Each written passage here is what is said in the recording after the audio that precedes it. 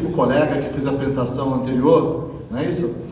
Ele permanecer, porque nós temos no Brasil um grupo de pessoas extremamente competente. Aquela empresa GoLedger que apresentou agora é extremamente competente. A sua empresa, parabéns pelo que estão fazendo. Então nós somos inovadores, nós somos reconhecidos no mundo como inovadores. Talvez para aquela característica do jeitinho brasileiro, né? Então vamos lá. Vamos ver o que nós fizemos na receita e de certa forma está conectado com essa paradigma blockchain. Primeiro, eu queria enfatizar essa palavrinha que está escrita ali em cima, ó, doing business. Eu não sei se todo mundo conhece isso, mas essa palavra significa facilidade de fazer negócio em um país, né, em uma cidade. E o que eu quero conseguir passar para vocês nessa breve apresentação, que eu fui pego de surpresa, se eu conseguir transmitir a ideia de por que Dubai escolheu o blockchain para ser uma camada de infraestrutura, eu consegui atingir meu objetivo, tá? Eles escolheram essa camada porque blockchain, eu já estou contando, né, uma camada, blockchain facilita a integração. Quando um imigrante chega em Dubai, ele já ganha o CPF dele, já ganha a conta de luz dele, já sabe o número da CEP, da Companhia Energética de Dubai lá, da companhia de água, da imobiliária. Essa camada está toda integrada. Então eu já meio que respondi a pergunta, mas o que blockchain é? Será que faz sentido eu apresentar desse jeito o blockchain? Talvez não, né? Alguns estão espantados, mas guarda esse slide azul na cabeça, né? Esse cabinho Ethernet. Bem, vocês são mais descolados em blockchain do que eu, mas me permita dar a minha visão de blockchain. E quando eu conseguir ter essa visão decodificada e segmentada do que significa blockchain, ficou muito mais fácil para mim desenvolver os projetos que eu estou desenvolvendo. Bem, blockchain para mim são 3 coisas, tá? E eu gostaria de compartilhar com vocês essa visão didática. Blockchain é um banco de dados distribuído. Tá claro isso, né? Você só consegue fazer as transações. Eu não vou falar de criptomoeda, mas vamos voltar à criptomoeda. Você só consegue fazer as transações com criptomoeda porque ela está distribuída, não está centralizada. É um banco que está distribuído. A segunda característica do blockchain é que ela é uma estrutura de dados. Uma estrutura de dados que grava em pedra. Escreveu, ficou gravado, nunca mais mudou, né? A terceira característica, o terceiro dedo de blockchain são smart contracts. Vocês sabem melhor do que eu que é smart contract, mas deixa eu decodificar novamente. Smart contract é um pequeno código, ou pode ser grande, não faz mal, mas que é executado dentro do próprio contexto do blockchain, gravado em pedra. Então, de certa forma, se ele é gravado em pedra no blockchain, a governança do blockchain está gravada em pedra no momento da sua fundação. Ok? E aí? Podemos voltar ao slide? O que blockchain é? Blockchain é esse cabo de Ethernet. Só que em vez de você olhar blockchain como uma camada física de infraestrutura, olha blockchain como uma camada lógica de infraestrutura. Ele oferece uma camada lógica.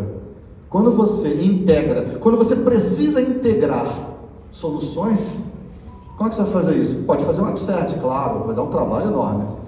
Mas faz isso no blockchain, é muito mais fácil. Você tem o não repúdio, você tem a confidencialidade, confiança, você tem todos esses eventos nativos da ferramenta. Então vamos lá. Todo mundo já deve ter lido sobre isso. Para que serve a blockchain? Blockchain só serve para resolver uma coisa. Se você não tem esse problema, não use o blockchain. Não é martelo para esse prego. Blockchain serve para resolver o problema de confiança. Agora, deixa eu dar uma outra mudança de paradigma. Deixa eu analisar o problema de confiança por outro aspecto. Deixa eu olhar esse controle assim. Deixa eu olhar esse controle assim. Eu estava com o secretário da Receita e ele falou assim: Ronald, me explica a blockchain em 10 segundos porque eu não vou conseguir entender esse negócio. Aí eu falei assim: como é que eu vou explicar para ele blockchain rapidamente? Eu falei: já sei. Doutor, nós estamos com um problema de comércio exterior com a Argentina. Nós precisamos trocar cargas com a Argentina e não estamos conseguindo criar um web service para compartilhamento de dados. Eu queria propor para o senhor nós não usarmos mais o CERPO do Brasil e irmos para o CERPO da Argentina. Ele falou, você está maluco? Eu falei, não. Eu falei o seguinte, então, o que o senhor acha do senhor conversar com o Macri e falar para ele abolir o CERPO da Argentina e passar a usar o CERPO do Brasil? Então, eles são muito pequenos, né? O comércio exterior deles é pequeno. Vamos centralizar tudo aqui no CERPO do Brasil. Ronald, você está brincando comigo, né? Eu falei assim, pois é, doutor, é isso que eu queria falar com o senhor, né? A gente precisa, e aí olhando o problema de confiança sobre outro aspecto, você percebeu? É um problema de confiança político, de imposição da confiança. Você confia em mim? Peraí, não era confiança tecnológica? Não, agora confiança sobre outro aspecto. Então, o que blockchain é? Esse slide foi o que eu fiz aqui agora, pensei assim, como é que o nível dela, eu tenho que conseguir transmitir algo de bom para essa apresentação do Rubens. Então, blockchain são 500 mil linhas de código já feitas, sei lá quantas milhões de linhas são 500 milhões de linhas já feitas, auditadas, open source, validadas. E quando eu virar para a Argentina e falar assim, olha, vamos criar uma camada lógica, infraestrutura, o cara já vai me olhar torto assim. Não, mas ela é open source, você pode auditar, você baixa ela do site, da Hyperledger ou da Ethereum, você baixa e você audita. Nós só vamos criar uma camadinha com 100, 500 linhas no máximo em cima dela para permitir uma rede permissionada de troca de informação entre nossos países. Simples assim. Então, quando você olha, e agora eu vou voltar um slide, quando você olha a blockchain sobre esse paradigma, blockchain é um cabo de infraestrutura lógica e não física. É claro, é metáfora isso, né? O pessoal entendeu.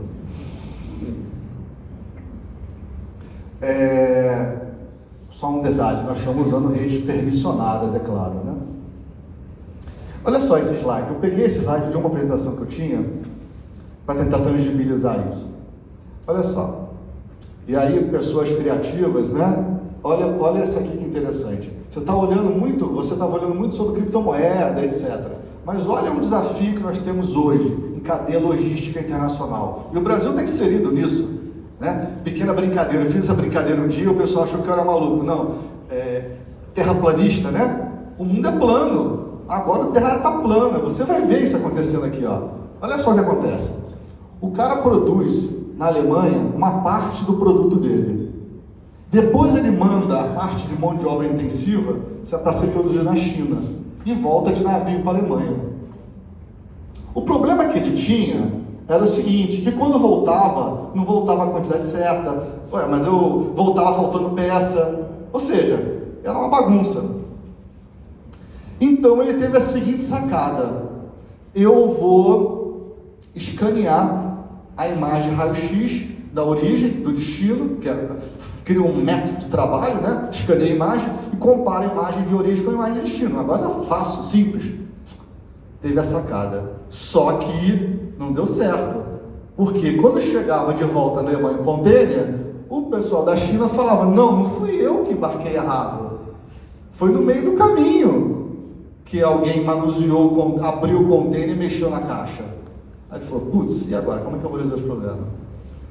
Tive uma ideia, vou usar blockchain, porque o banco está distribuído, vou criar uma regra de negócio de smart contracts, vai definir a governança entre a gente, grava em pedra. Aí ele falou assim, putz, mas tem mais um probleminha acontecendo aí. Eu preciso de lacrar o container. Então já sei, eu não só vou fazer um blockchain onde software fala com software, onde eu vou falar um blockchain onde hardware fala com software.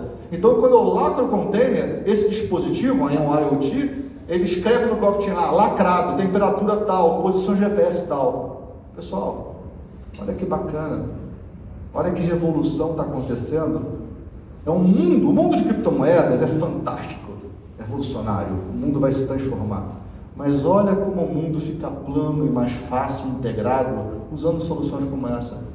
As 500 mil linhas de código estão prontas? Use elas. Faça uma pequena camada em cima dela. E nós estamos fazendo isso.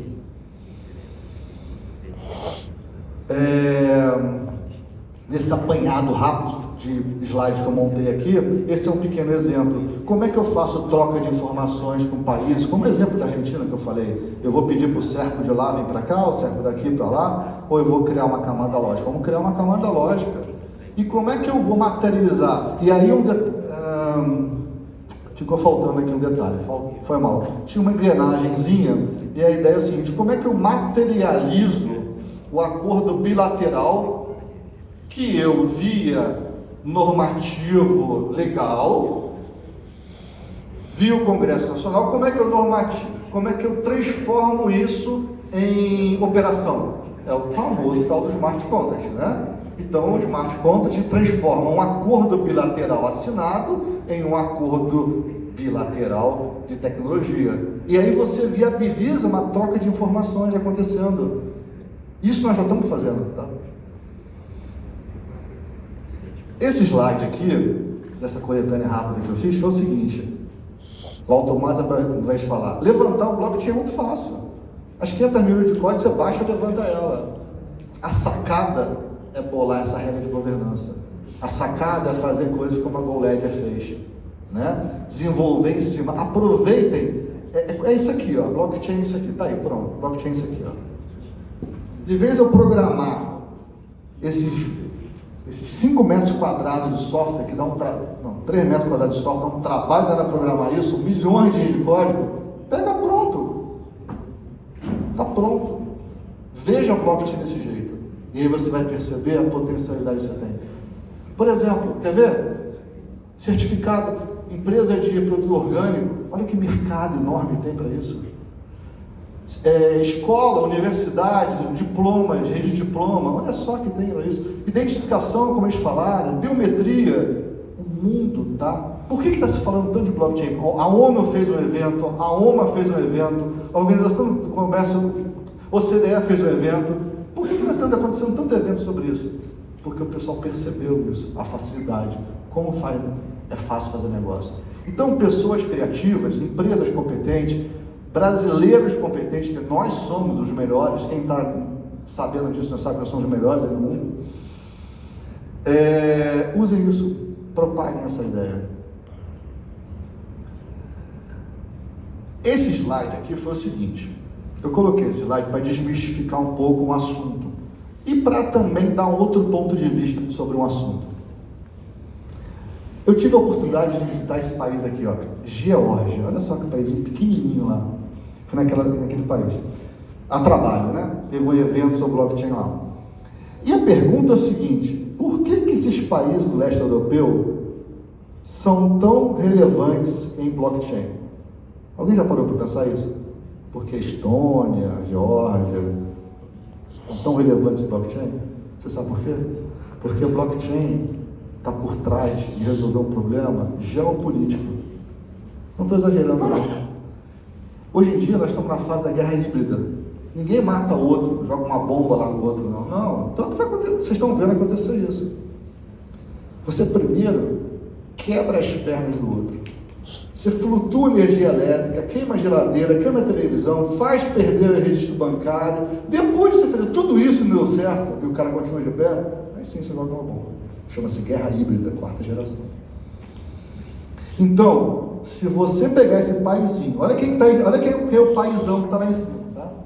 Olha quem é o paizinho que está aqui. Vive basicamente de exportação de vinho, turismo e poucas coisas. Azerbaijão não, é bem rico em gás, não tem nada aqui. Mas é um país maravilhoso de visitar. Quem está aqui? Olha para isso aqui em cima. Ex-república soviética. A única passagem física, terrestre, dessa região do mundo para esta região do mundo, acontece nessa fronteira daqui, através de uma estrada sinuosa montanha. Só tem essa passagem. Então, isso aqui é uma região estratégica geopolítica. Se você domina isso, você consegue fazer tráfego de caminhões e fazer um trânsito que, senão você não consegue, vai ter que ser por avião ou navio. Claro, pode ser. Então, o que você faz? Você joga uma bomba no registro do cartório civil. você flutua energia elétrica, você estraga o registro de propriedade de imóveis, você estraga o registro bancário. Aí você vai falar, tem uma ideia, vou fazer um Tier 3, um Tier 4 lá, né? Data centers espalhados. Não adianta nada aqui. Você tem que conseguir fazer um jeito com que esses registros fiquem numa nuvem aqui, ó, no Google que seja, na Amazon que seja, mas garantindo a gravação em pedra, ou seja, a venda que eu fiz para ela continua sendo a venda que eu fiz para ela. Blockchain é isso. Blockchain me permite fazer isso. É outro paradigma, não é outro paradigma de olhar? Outro paradigma de olhar. Então é por isso que esses países estão tão envolvidos, Estônia, Letônia, em questões de blockchain. Mas na verdade é o seguinte, quem está liderando hoje realmente é Estados Unidos e China, né?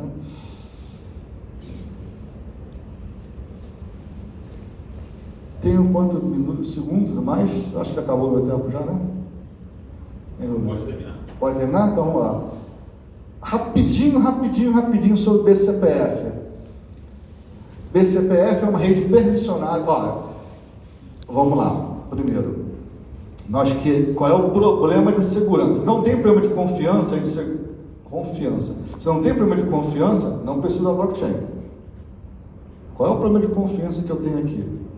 Vou deixar para vocês responderem daqui a pouco, porque não é tão claro. Então nós fizemos uma rede blockchain permissionada, regulamentamos ela, então hoje em dia eu consigo fazer troca de cadastros CPF com órgãos que são autorizados a receber, tipo órgão de segurança pública, etc., usando uma rede blockchain. O que é? Basicamente você tem um nó que fala e nós que consomem a informação. O título observador quer dizer isso. Mas nós fizemos mais uma outra coisa. Nós permitimos que haja nó que fale, mas não fale da mesma maneira que o nó fundador fale. Estou enrolando, né? Perdoe, vamos lá, voltar nisso aqui. Quem pode escrever da base CPF? A Receita Federal. Ela é o nó fundador. Quem pode consumir os dados da base CPF? Uma Secretaria de Segurança Pública de São Paulo, por exemplo. Mas a Claro Telefonia, ela sabe que você, Rubens, está morando em outro bairro. E ela consome a base CPF dizendo que você mora em Campinas e se você sabe que você mora em São Paulo. Por que ela não pode colaborar? Não é mudar a base.